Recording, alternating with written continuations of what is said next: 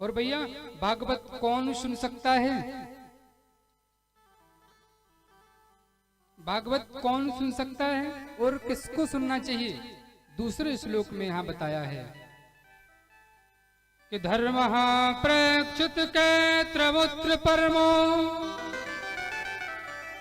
निर्मत शरणां सतां वेद्यं वास्तवमस्त्र वास्तु शिविदं तापत्रयोर्मूलनम्। भैया भागवत वही सुन सकता है जिसके अंदर से मात्सर्य निकल गया। अब आप कहोगे मात्सर्य क्या है? अहंकार। भैया मच्छर और मत्सर में थोड़ा सा अंतर होता है। मात्सर्य जो होता है वो अंदर से काट देता है। मैं इतना बड़ा धनवान, पैसे वाला, अरे इतनी बड़ी पोस्ट वाला, मैं जाकर के भागवत में नीचे बैठूंगा? भैया जिसके अंदर ए हो वो कभी भी भागवत नहीं सुन सकता। बोलो राधे राधे। मात्सर्य जिसके जीवन से निकल जाए वो ही भागवत सुन सकता है। और भैया अच्छे से मात्सर्य निकलता नहीं है। हाँ, नीति कहती है कि कंचन तजना सहज है, सहज त्रिया काने है। भैया सोना सोना कोई त्याग सकता है, लेकिन भैया मात्सर्य अहंकार नहीं त्याग सकता। कि मान बढ़ाई जब से आई तब से किस्मत फूटी, और साधु साधु भजने लागे लगन राम से छूटी। अगर खूब अहंकार हमारे पास अगर हो जाएगा तो हम भगवान की कथा नहीं सुन सकते। कंचन तजना सहज है, सहज त्रिया का नेह, और मान बढ़ाई ईर्षा दुर्लभ तजना ए है।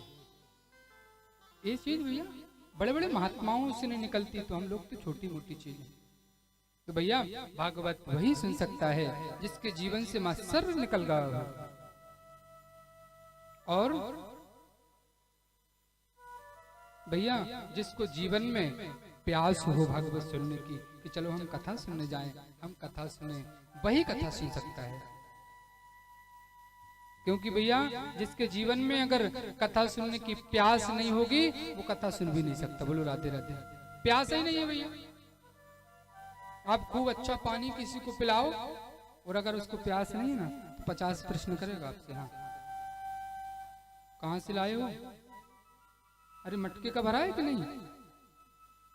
नल से लेकर के आए हो कि तालाब से भर लाए? ये भैया प्रश्न क्यों हो रहे हैं? क्योंकि प्यास नहीं है। इसलिए भागवत में वो ही सुन सकता है जिसको प्यास हो। कुआं से ले आए, नदी से ले आए, नर्मदा जल से ले आए, कहां से लाए हो? छान के भरे थे कि वैसे ही भर लाए? गर्म है कि ठंडा है? अब भैया प्यास नहीं। कहीं रेगिस्तान में भटक जाते, दूर दूर तक पानी नहीं मिलता, तो ये नहीं पूछते कि नर्मदा जी का है, गंगा जी का है, छान के भरे हो, ठंडा है कि गर्म है। फिर तो भैया पानी मिल जाए। आप विश्वास नहीं मानोगे, नाली का भर का भी फिर पिला देते तो फिर नहीं पूछते कि कहाँ का है, क्योंकि प्यास है, उस समय प्यास लगी है।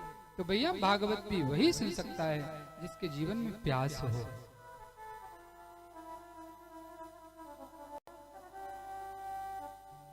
इसलिए भैया जिसके जीवन में प्यास होती है वही भागवत सुन सकता है। ये भागवत है क्या?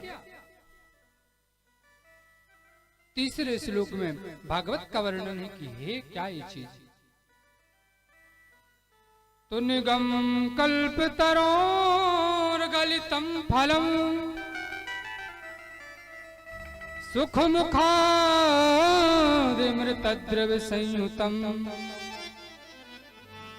पिबतु भागवतम रसमालयम्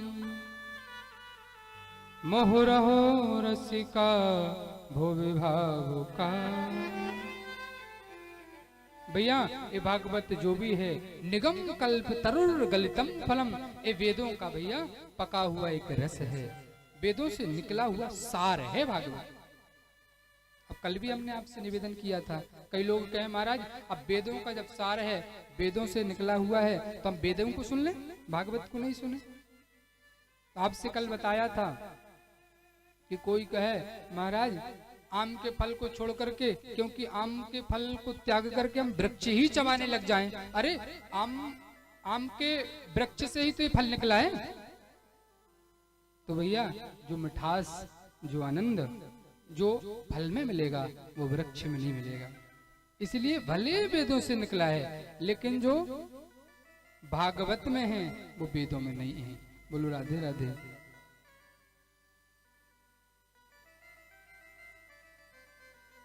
इसलिए भैया ये भागवत को श्रवण करना चाहिए।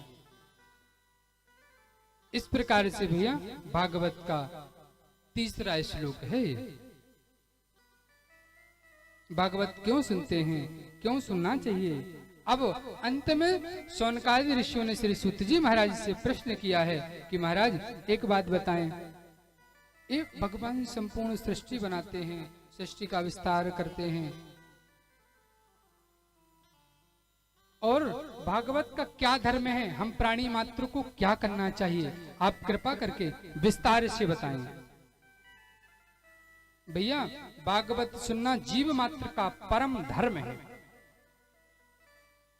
कि किम श्रेया शास्त्र सारः का सवतार प्रयोजनम, किम कर्म किम बतारसः धर्मः कम शरणं गतः। सब भगवान की कृपा मान करके भागवत का आयोजन और भागवत की श्रवण करना चाहिए कि सब प्रभु की कृपा से हो रहा है।